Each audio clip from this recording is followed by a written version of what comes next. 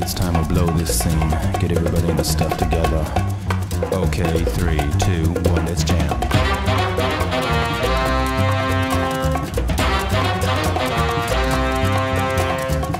Bonjour à tous et bienvenue dans ce nouveau numéro de Fenêtre sur Diorama. Aujourd'hui, on va parler notamment d'une team, d'une équipe, d'un crew, d'un collectif, d'un possi, t'as vu ma gueule? Wesh. Bref, on va parler de la Star Hill Team qui, je ne crois pas, fait du rap. Bref, on va notamment en parler avec le Diorameur du mois. Ensuite, il y aura une partie convention, le Diorama du mois. On enchaînera avec la partie bibliothèque, la partie astuce et on terminera avec l'initiative. Comme toujours, le programme est assez vaste. Bref, trêve de blabla, c'est parti! Comme je vous le disais, le Diorameur du mois est un membre issu de la Star Hill Team et notamment un de ses fondateurs, à savoir DDR, que les autres membres du collectif appellent le vieux. Peut-être lié à son âge, je ne sais pas. Élémentaire. En tout cas, DDR, c'est quelqu'un dont je voulais parler dans l'émission, notamment parce que c'est quelqu'un qui a de l'expérience, qui fait des dioramas depuis un petit moment. Et je pense que quand on se lance dans le diorama, c'est quelqu'un sur lequel il faut prendre exemple. On va notamment commencer par la mise en espace. DDR a travaillé au départ sur des petits formats, un peu Billy, Detolf, voire des playsets, notamment sur du Senseiya. Et on a vu avec le temps que ces dioramas commençaient à s'étoffer, à sortir un petit peu de ces formats-là, à prendre des formats différents et à grandir notamment. Et on se souvient notamment de son Colisée qu'il avait fait pour One Piece, le présenter lors d'une Japan Expo qui était juste super excellent. Et donc voilà, qui était assez monumental. Et on voit que en termes de mise en espace, il a d'abord commencé petit et que ça grandit derrière. On se souvient également des fameuses boules de DDR pour la Medinasia, pour Majin Buu, ou alors le diorama qu'il avait fait avec la Tori japonaise et avec le nouveau membre du collectif 13 Custom et qui avait lui représenté la figurine. Donc voilà, on voit tout de suite qu'au niveau mise en espace, il a pris le temps d'apprendre et après il a commencé à faire des choses plus grandes. Ensuite au niveau sculpture, c'est un peu pareil, j'ai envie de vous dire.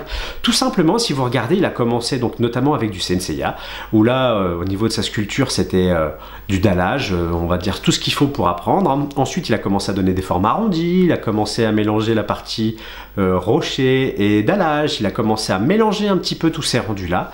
Et son travail a commencé à prendre de la finesse, de la précision, jusqu'à arriver à des playsets One Piece, le crocodile avec son attaque, jusqu'à arriver également avec celui sur Skypea, où on voit l'arbre avec la partie sur laquelle le personnage survole un petit peu, etc. Donc voilà, on voit tout de suite que d'abord il y a une partie j'apprends, je maîtrise, et une fois que c'est maîtrisé, je vais vers d'autres choses. À chaque fois qu'il va faire un diorama, et on a l'impression que la chose qu'il a maîtrisée avant, il va rajouter une autre chose et c'est comme ça qu'il apprend et qu'il développe son travail. Et donc ça, c'est quand même vachement intéressant. Donc ensuite, on peut partir sur de la peinture et c'est exactement la même chose. Si vous prenez là encore les Senseiya, vous verrez que le travail est assez, je ne dirais pas sommaire, mais assez simple au départ, avec assez peu de nuances.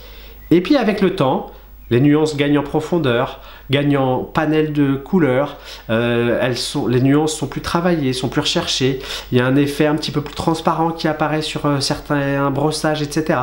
Et résultat, voilà, il commence avec une maîtrise assez basique, pour vraiment devenir un bon diorameur derrière. Et c'est pour ça que c'était intéressant de vous en parler. DDR, c'est quelqu'un qui a pris le temps. J'ai parlé notamment avec certains diorameurs lors de différentes conventions qui se comparaient à des gens comme DDR ou d'autres qui ont 10, 15 ans d'expérience dans le monde du diorama. Et ils se comparaient à eux alors qu'ils n'avaient même pas un an d'expérience. Vous comparez pas forcément à eux en termes d'expérience et en termes de rendu, mais comprenez bien que ces gens-là ont travaillé, ils ont appris et que c'est comme ça qu'ils en sont à ce niveau-là. Donc avec le temps, il n'y a pas de raison que vous n'y arrivez pas et DDR est le meilleur exemple pour montrer que quand on commence et avec un peu de travail, on arrive à faire de superbes choses. C'est un excellent diorameur que je vous invite à suivre avec tout son collectif, la Star Hill Team, sur leurs différentes pages. Bref, pour ceux qui ne le connaissaient pas, j'espère que vous aurez découvert un diorameur qui vous plaira parce qu'il en vaut vraiment le détour. Le point convention de ce mois nous emmènera en Belgique, notamment avec la Pixel Day, où les amis de MADS avaient un stand. Ils ont présenté pas mal de dioramas qu'on connaissait déjà, ainsi que quelques nouveautés. Et c'est toujours ça qui est intéressant avec les amis de MADS, c'est de montrer aussi bien de la nouveauté que les anciens décors, et de voir que tout ça tourne un petit peu. Il y avait notamment toute une partie jeux vidéo, donc ça c'était intéressant par rapport au thème évidemment de la convention. Et notamment, alors je considère pas ça comme un diorama, puisqu'il n'y a pas de figurine, mais il y avait une Game Boy géante qui a été réalisée par DC Diorama. C'est exactement les mêmes techniques pour le diorama, c'est plus du custom, du props pour certains, mais en tout cas c'est exactement pareil, donc ça serait dommage de ne pas en parler. Il a fait une Game Boy avec un jeu à l'intérieur qui était Tetris, et c'était juste super bien fait. Je crois qu'elle faisait 1m20 ou 1m50 de haut, enfin c'était assez impressionnant, et ça fonctionnait super bien. C'est une super idée, je pense que ça peut être un super objet de déco, et que ça avait vraiment vachement de gueule. Moi j'apprécie beaucoup le fait qu'il se lance vachement DC Diorama. Donc on ne peut que l'encourager dans cette voie et à faire plein d'autres choses, parce que là c'était forcément réussi. Il y avait également un petit playset One Piece que j'ai adoré, que j'avais déjà vu à la Medinasia mais qui n'était pas terminé, qui est celui de Diorama Senpai sur Jinbei. Déjà c'est lui qui a fait l'arcolo de Jinbei, elle est juste dantesque et magnifique. Et le socle est superbe également, il n'est pas encore terminé, il doit rajouter encore quelques petites choses, mais on voit déjà tout le travail de nuances, de texture, etc. Donc un vrai beau boulot. Et je terminerai également par Lilidor, qui est la nouvelle membre de l'association, qui les a rejoints il y a peu et qui participait à sa première convention. Et elle a notamment présenté un petit diorama Nendoroid que j'ai trouvé très sympa, une petite échoppe comme ça, et j'adore les Nendoroids, je trouve qu'on n'en voit pas beaucoup, pas assez dans le monde du dio, et c'est très agréable de voir ça. Donc un joli petit stand avec, comme d'habitude, une équipe à la disposition de tout le monde, fort sympa, et la Belgique montre encore une fois qu'elle a de très belles conventions, avec les amis de MADS qui ont un collectif belge qui est quand même ultra actif, donc bravo à eux, et pourvu que ça dure encore longtemps. Deuxième exposition où là on parlera du Krusty Krew et notamment de Genzo. En fait, Genzo est allé à Savenay dans la région nantaise où il a fait une exposition tout seul avec son cousin, je crois, qui l'accompagnait, et où il a montré un petit peu son travail. Notamment on se souvient du Tortue Ninja que j'adore, qu'il avait présenté à la Art to Play. Il y a également un bon gros diorama Senseiya. Il y avait ses autres créations, et notamment il avait réalisé plein de petits socles qu'il vendait avec les figurines, mais on voyait toute l'inventivité de Genzo. J'ai beaucoup aimé le Chun-Li notamment, parce que, alors on le voit pas sur la photo, mais si vous regardez un petit peu mieux sur sa page, vous verrez qu'il y avait plein de petits détails, et ça c'est intéressant.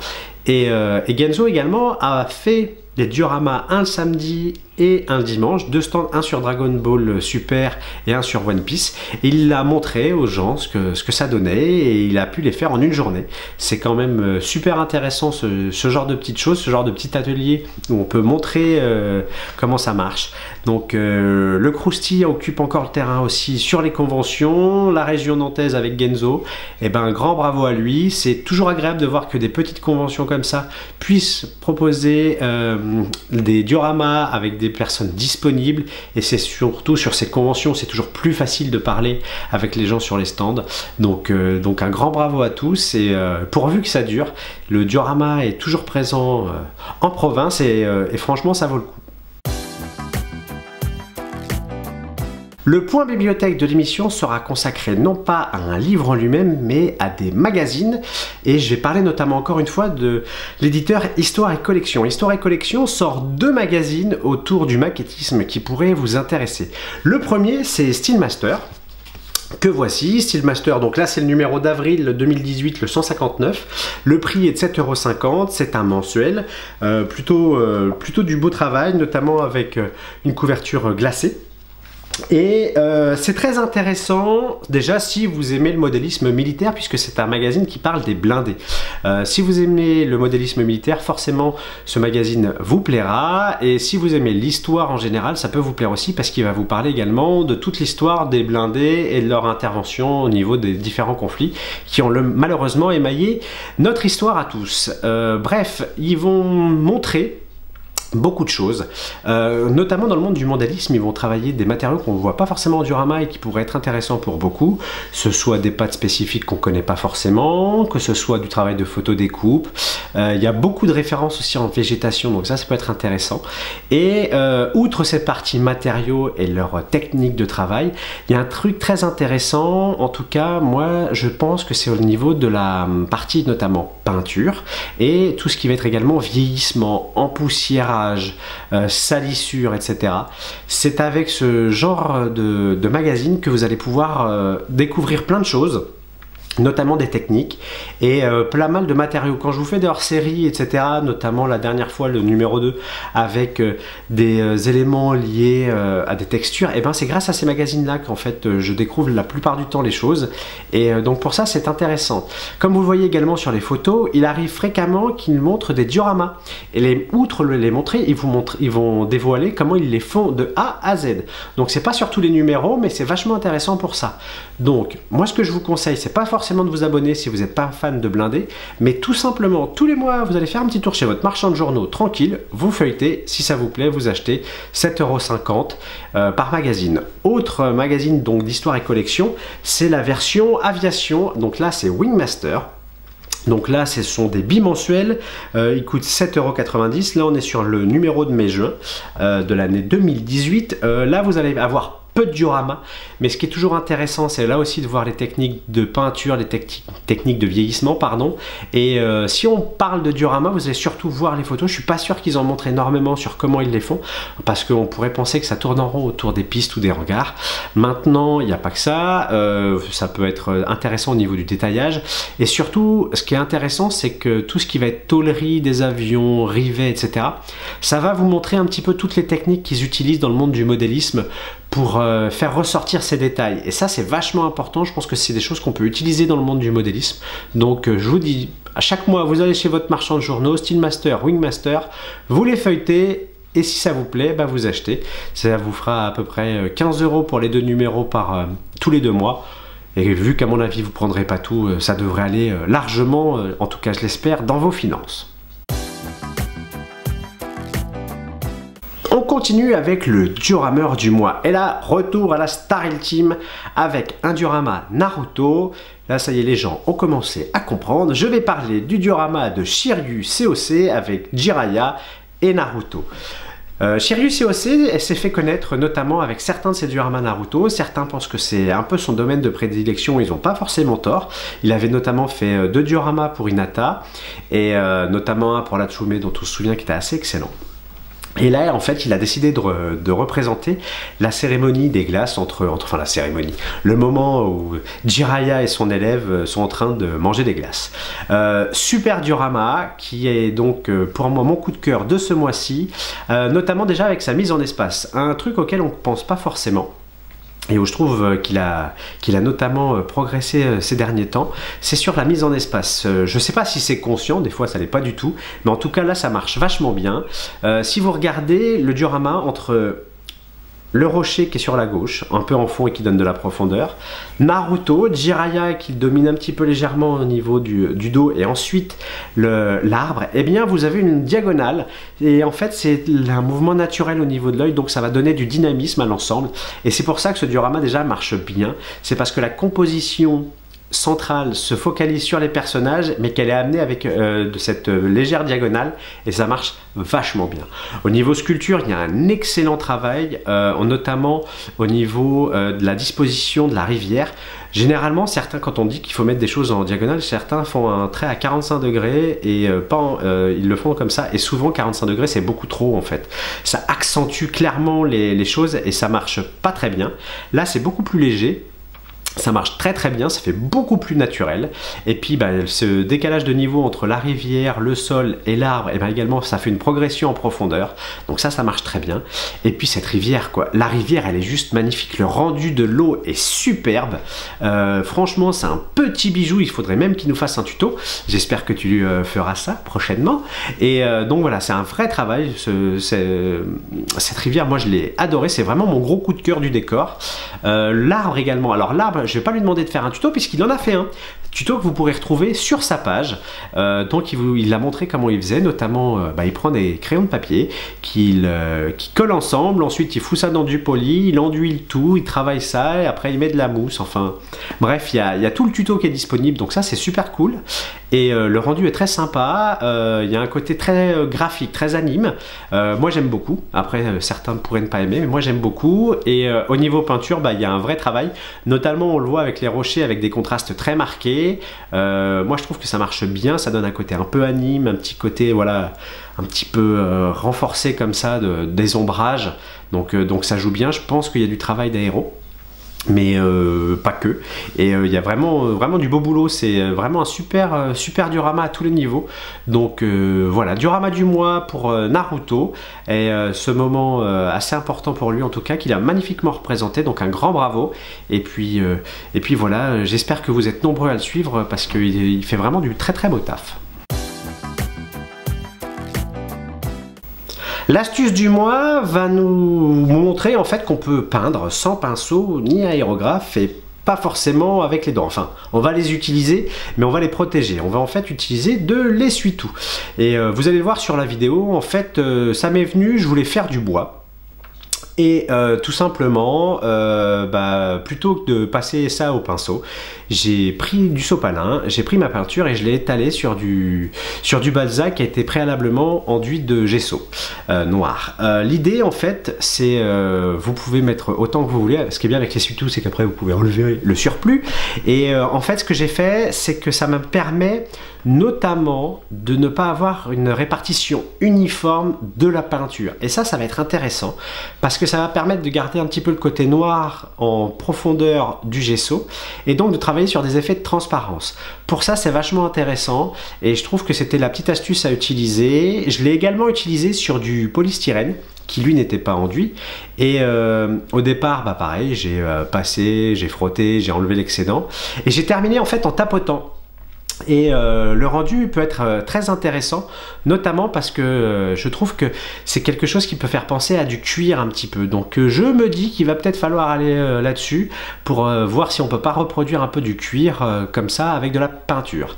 Donc ce genre de choses, c'est des choses qui sont connues, hein, que vous pouvez retrouver, etc. Mais cette astuce, voilà, je vous invite à l'essayer. Je suis certain que certains d'entre vous pourront en trouver des bénéfices et améliorer encore la chose. Donc surtout, n'hésitez pas, et si vous trouvez des idées, n'hésitez surtout pas à les partager. Dernière partie de l'émission avec l'initiative du mois. Là, on va continuer dans le monde du diorama, mais avec quelqu'un qui s'appelle Guilbeaud Déco et qui fait des dioramas autour des insectes. Alors, on pourrait penser que c'est très simple, mais en fait, non, car c'est très poétique. Il va détourner l'insecte, notamment avec des rapports d'échelle complètement différents. On peut voir notamment le travail qu'il a fait autour de Chérie, j'ai rétréci les gosses, où voilà, il y a vraiment des rapports d'échelle à l'intérieur de son diorama, tout comme celui pour Shadow of the Colossus. Et donc voilà, c'est quelque chose de très poétique, onirique. Moi j'aime beaucoup son travail. Il va clairement détourner l'univers des insectes, l'intégrer dans notre quotidien et en faire un truc légèrement décalé.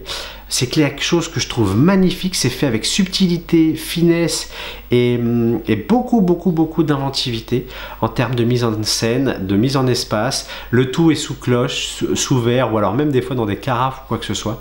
Bref, c'est quelque chose de très intéressant.